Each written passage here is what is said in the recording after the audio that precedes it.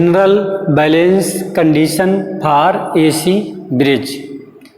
छात्रों, इंटरमीडिएट में आपने व्हीट स्टोन ब्रिज को बहुत ही अच्छे से पढ़ा होगा। यदि हम व्हीट स्टोन ब्रिज के प्रिंसिपल में कुछ परिवर्तन कर दें, कुछ मॉडिफिकेशन कर दें, तब हमें एसी ब्रिज के लिए जनरल बैलेंस कंडीशन प्राप्त हो जाती है। बेसिकली व्हीट स्टोन ब्रिज में हम मुख्य रूप से दो मॉडिफिकेशन करते हैं। ये modification number 1, impedances are used instead of resistance. That is कि व्हीट स्टोन ब्रिज में जहाँ पर हम 4 रेजिस्टेंसेस R1, R2, R3 और R4 का यूज करते थे, तो अब उन रेजिस्टेंसेस के स्थान पर हम impedances Z1, Z2, Z3, Z4 का यूज करेंगे। अर्थात रेजिस्टेंसेस के स्थान पर हम इम्पीडेंसेस का यूज करते हैं। Number 2, the null point is determined with the help of headphone और वाइब्रेशन गैल्वेनोमीटर। अर्थात नल पॉइंट कैलकुलेट करने के लिए, नल पॉइंट मेजर करने के लिए, नल पॉइंट को डिटरमाइन करने के लिए हम एक हेडफोन HP या वाइब्रेशन गैल्वेनोमीटर का यूज करते हैं। वाइब्रेशन गैल्वेनोमीटर एक ऐसा मीटर होता है जो सूक्ष्म से सूक्ष्म अमाउंट में फ्लो होने वाली करंट की अमाउंट को मेजर कर सकता है। एसी ब्रिज की जनरल बैलेंस कंडीशन प्राप्त करने के लिए हमने 4 इम्पीडेंसेस Z1, Z2, Z3 और Z4 को एक ब्रिज की फॉर्म में कनेक्ट किया तथा इस ब्रिज के एक डायगोनल AC के बीच हमने एक AC मेंस या AC सोर्स को ऐड कर दिया तथा सेकेंड डायगोनल BD के बीच एक हेडफोन या हम वाइब्रेशन गैल्वेनोमीटर का भी यूज कर सकते हैं। मेष A, B, D, A और सेकेंड मेष B, C, D, B में हम किरचॉफ्स के लॉ को अप्लाई करेंगे और फाइनली सॉल्व करने पर हमें एसी ब्रिज की जनरल बैलेंस कंडीशन प्राप्त हो जाएगी। नाउ अप्लाइंग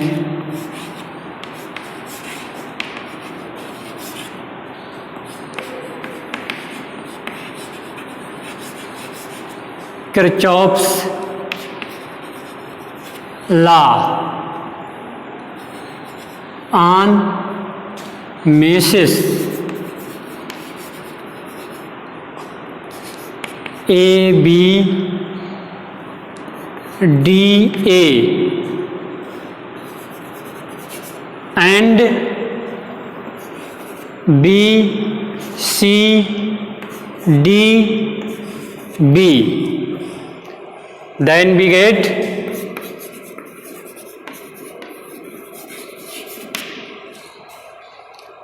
सर्वप्रथम हम A, B, D, A में किरचॉफ्स का द्वितीय नियम अप्लाई करेंगे।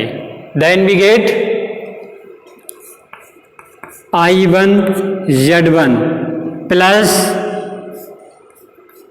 ID ZD minus I3 Z3 equal to 0। हमने मान लिया था कि एक हेडफोन है जिसका इम्पीडेंस ZD है और इसके द्वारा फ्लो होने वाली करंट ID है जो B से D की ओर फ्लो होती है। Equation number first, I2 Z2, ये हमें मिल गया I2 Z2 माइनस ये I4 करंट की डायरेक्शन I2 के अपोजिट है, इसीलिए माइनस साइन आएगा, माइनस I4 Z4, और उसके बाद ID की डायरेक्शन भी अपोजिट है, इसीलिए माइनस आएगा, ID ZD equal to 0। Equation number 2, but for balance of the bridge, bridge के बैलेंस के लिए ID must be equal to 0। Putting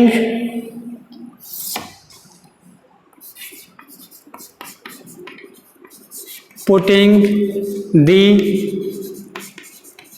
value of ID in equations 1 and 2 we get, जब हम ID को equation 1, 2 में 0 put कर देंगे तब हमें प्राप्त होगा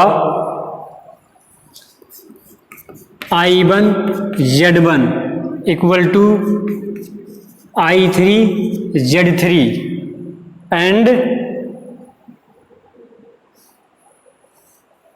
I2 Z2 equal to I4 Z4। Equation number 4, ID equal to 0, then applying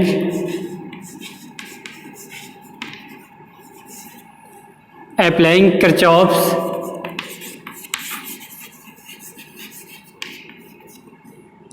junction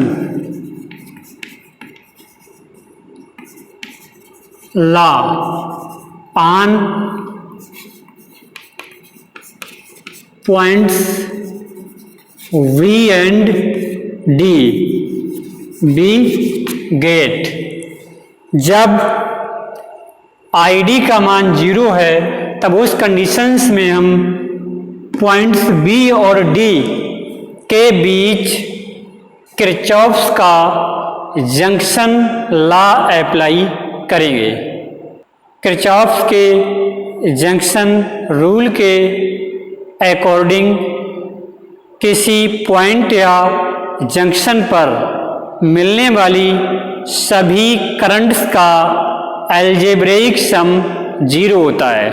that is, यदि हम पॉइंट बी और डी की बात करें, then we get I1 equal to I2 at point B, at point B, and I3 equal I4 at point or junction D. This is equation number 5. Equations 4 and 5 we can write. Equation 4 और 5 से हम direct right कर सकते हैं Z1 upon Z2 equal to Z3 upon Z4। This is the general balance condition of AC bridge. क्यों? क्योंकि हम I3 equal to I4 से इस इक्वेशन में I4 के स्थान पर I3 राइट कर देंगे। इसी प्रकार I1 इक्वल टू I2 से इस इक्वेशन में I1 के स्थान पर हम I2 पुट कर देंगे। उसके पश्चात जब इन दोनों इक्वेशंस को आपस में डिवाइड करेंगे तो डिवाइड करने के पश्चात हमें फाइनली यह कंडीशन प्राप्त हो जाएगी और यही कंडीशन AC ब्रिज की जनरल बैलेंस कंडीशन है। और we can write Z1 Z4 equal to Z2 Z3 and phi1 plus phi4 equal to phi2 plus phi3,